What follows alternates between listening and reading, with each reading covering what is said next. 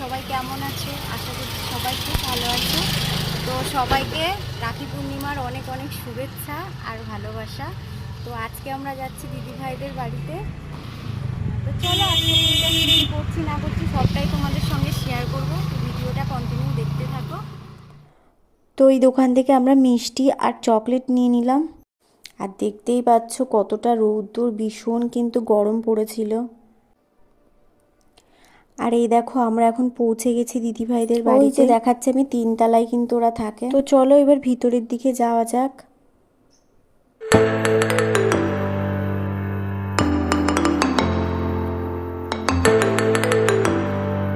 এখানে যে ওয়ালের পেন্টিংগুলো দেখতে পাচ্ছ এগুলো কিন্তু হাতে আঁকা।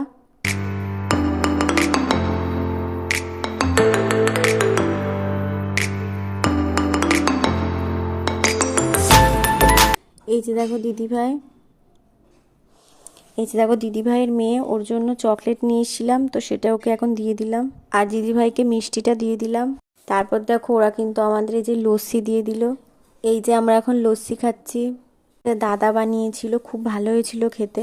দাদার হাতের কাজ কিন্তু খুবই সুন্দর। এই দেখো এই রাখিটা দাদা নিজেই বানিয়েছিল।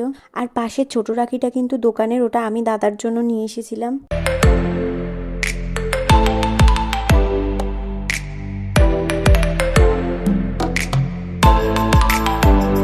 দাদা কিন্তু আমার জন্য একটা রাখি বানিয়েছে, তো সেটাই আমাকে এখন পরিয়ে দিচ্ছে। দেখো দোকান থেকে যতই দাম দিয়ে জিনিস কেনো না কেন, হাতের তৈরি জিনিসের একটা আলাদাই ভালোবাসা হয়।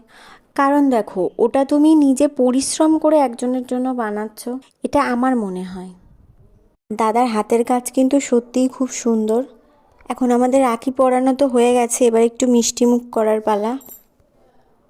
তো এখানে আমার বরমশাই কিন্তু দিদিভাইয়ের জন্য একটা চকলেট নিয়ে এসেছিলো। তো আমরা মেয়েরা দেখো বড় হই বা ছোট হই, চকলেট কিন্তু আমাদের সবসময় ফেভারিট। আর দিদিভাইও কিন্তু খুব খুশি হয়েছিল চকলেটটা পেয়ে।